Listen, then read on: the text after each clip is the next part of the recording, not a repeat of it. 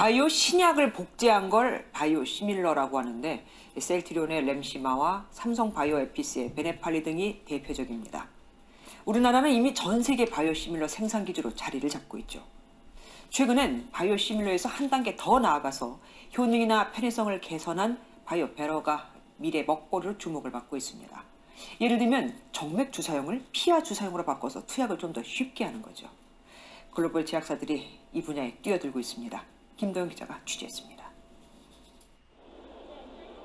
화이자와 아스트로제네카, 에브비 등 글로벌 제약사들이 한자리에 모였습니다. 올해 유럽 류마티스 학회는 유망 시장으로 떠오른 바이오베터에 관심이 모아졌습니다. But a biobetter would be a drug very similar to biosimilar, but with some improvement for the patient, which is the most important part, and also improvement in the measurement of the drug and its actions. 기존 자가 면역 질환 치료제인 바이오시밀러 렘시마는 렘시마 SC로 개선됐습니다. 정맥 주사에서 피하 주사로 바뀌었고 2시간 걸리던 치료 시간은 10여 초로 줄었습니다. It's very easy to use. The first dosage was usually done at our hospital. We have nurses. The patient can choose between the pen and the syringe. It's not painful. 의료 현장의 수요가 많아지면서 글로벌 제약사들은 잇따라 바이오베터에 뛰어들고 있습니다. 바이오베터 전 세계 시장 규모는 2021년 34조 원에서 2030년 400조 원에 이를 전망입니다. 삼성과 SK 등 우리 기업들은 바이오 산업에 공격적인 투자를 예고했습니다. 바이오 산업은 천문학적인 자금이 드는 만큼 정부 역할도 중요합니다. 소규모의 R&D 자금으로는 한계가 있고요. 대규모 자금이 투여될 수 있는 메가 펀드의 형태로 지원책을 좀 신약으로 향하는 바로 전 단계인 바이오 베터를 두고 글로벌 제약사들의 경쟁이 뜨거워지고 있습니다. 덴마크 코펜하겐에서 MBN 뉴스 김도형입니다. 유럽 류마티스 학회는 유망 시장으로 떠오는 바이오 베터에 관심이 모아졌습니다. 정맥 주사에서 피하 주사로 바뀌었고 2시간 걸리던 치료 시간은 10여 초로 줄었습니다. 바이오 베터 전 세계 시장 규모는 2021년 34조 원에서 2030년 400조 원에 이를 전망입니다. 34조 원에서 400조 원에 이를 전망이다. 의료 현장의 수요가 많아지면서 글로벌 제약사들은 잇따라 바이오 베터에 뛰어들고 있습니다. 천문학적인 자금이 드는 만큼 정부의 역할도 중요하다. 삼성과 SK 등 우리 기업들은 바이오 산업에 공격적인 투자를 예고했습니다. 자, 이 시장은 폭발적으로 커집니다. 비후성 심근증 치료제 캠지오스 최초 등장. 셀트리온 등 후발주자는 유전성 심장질환 비후성 심근증 최초 약물 캠지오스, 브리스톨 마이어스키가 마이오카디아 인수의 확보, 2년 만에 FDA 허가, 증상 완화제뿐이던 시장에서 유일한 치료제로 등극, 셀트리온 노바티스 등도 후발 신약 임상의 진행에 박차를 가하고 있다는 소식이에요. 미국 브리스톨 마이어스킵의 캠지오스가 최초의 폐쇄성 비후성 심근증 치료제로 이름을 올렸다. 해당 시장에서 펼칠 캠지오스의 활약에 대한 관심이 집중되는 이유다. 국내 셀트리온이나 스위스 노바티스 등도 후발 개발사도 관련 후보 물질을 발굴해 임상에 박차를 가하고 있다는 그런 소식이에요. 자, 내용을 보게 되면요. 셀트리온 후발 신약 희귀 의약품 지정에서 논의가 활발하다. 셀트리온은 비후성 심근증 치료제 시장을 점령한 캠지오스의 후발주자로 CTG20을 발굴했다. 성분명은 시베졸린. 현재 회사 측은 해달 물질에 대해 미국과 폴란드, 한국 등에서 임상 1상을 진행 중이다. 2023년 초까지 개발을 완료하는 것을 목표로 하고 있다. 또한 셀트리온은 2019년 일본 내 한 제약사에 CTG20에 대한 일본 판권을 2,500만 달러 규모로 기술 수출한 바 있다. 셀트리온 관계자는 미국 내 임상 1상 등이 코로나19로 그동안 다소 지연된 측면이 있었다. 포스트 코로나 시대가 되면서 더 적극적으로 임상을 진행하려는 중이다. FDA로부터 CTG20을 희귀 의약품으로 지정받도록 관련 논의도 활발하게 진행하고 있다. 희귀의약품 지정을 통해서 심사기간 등을 단축하겠다는 전략인 셈이다. 이어서 비후성 신근증 치료제 최대 시장인 미국에서 출시하기 위해 모든 전략을 세웠다. 이 질환에 대해 치료제가 처음으로 등장한 만큼 우리도 시장 변화를 주시하면서 개발을 이어갈 계획. 브리스톨 마이어스킵이 131억 달러에 인수를 했어요. 그래서 마이오카디아를 인수하면서 캠지오스를 확보했다. 시장 규모는 2019년 기준 12억 달러. 대략 한 1조 4천억 원. 그 근방에서 왔다 갔다 할 것 같아요. 그래서 셀트리온이 이 케미칼에 부여한 부분도 차근차근 잘 준비를 해나가고 있다는 소식입니다. 바이오 의약품의 케미칼 의약품, 여기에 직판과 생산과 임상과 허가와 신약 후보 물질과 글로벌 모든 전반부와 산업 후반부를 다 아우를 수 있는 국내에선 유일한 기업이고요.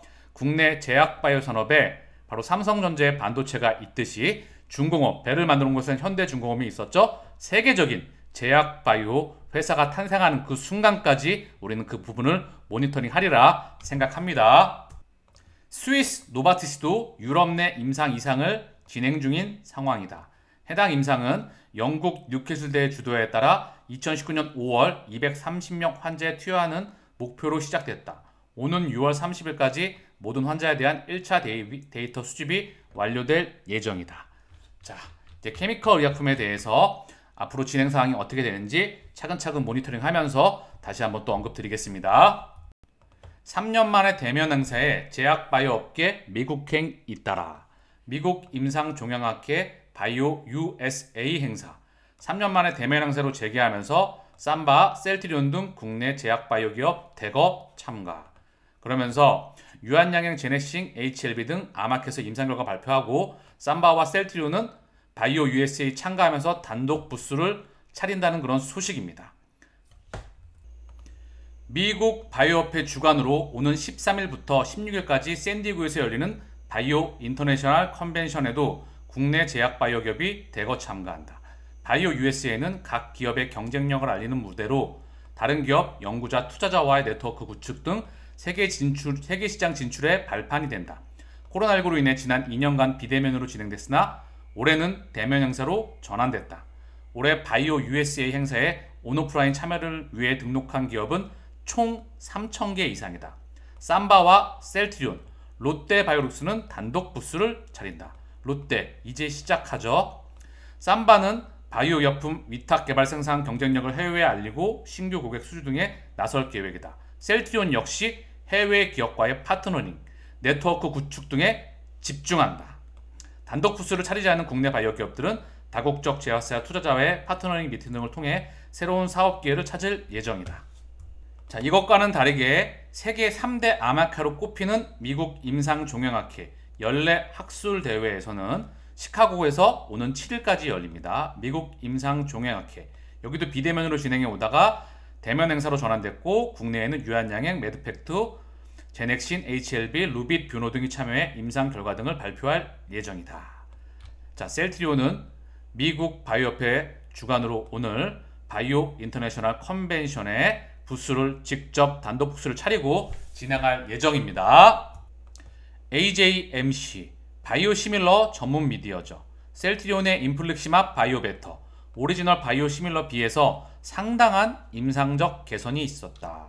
자, 그래서 EULAR 유럽 류마티스 학회 연례회의 2022년 컨퍼런스에서 발표된 결과는 피아 램시마 SC가 램시마 SC의 정맥내 제형과 비교하여 임상 결과에서 통계적으로 유의미한 개선을 나타낸 것으로 입증되었습니다. 덴마크 코펜하겐에서 아까 확인을 해왔죠.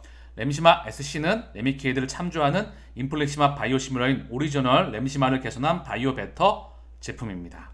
그래서 여기 자료가 나와 있고요. 3상 무작위 대조 임상 시험의 새로운 사후 분석에 따르면 램시마 SC는 30주차와 54주차 후 질병 활동률이 낮고 관해율이 더 높은 것으로 나타났습니다. 자, 이 근거 데이터가 나와 있던 부분이고요. 그래서 외신에서도 지금 전문 미디어에서도 언급이 되고 있는 부분입니다. 램시마 SC, 유플라이마, 우리 셀트리온의 보물이 되리라 저는 생각합니다. 더불어 램시마 SC는 신약이죠. 미국에서. 또한 유플라이마는 대체 조절을 추가했어요. 미국 시장에 2023년 기준점으로 해서 셀트리온의 대거 빅 제품들이 출시를 앞두고 있습니다. 그리고 셀트리온의 엔데믹과 더불어 2022년도도 바이오 의약품, 항체 바이오 의약품의 실적 성장폭을 기다리면서 합병 또한 우리가 좀 기다려볼 수 있도록 하자고요. 자, 지난 금요일 밤 미국 증시가 다우가 1.05, 나스닥이 2.47, S&P가 1.63 하락 마감하였습니다. 자, 변동성이 아직 끝나지 않은 것 같죠.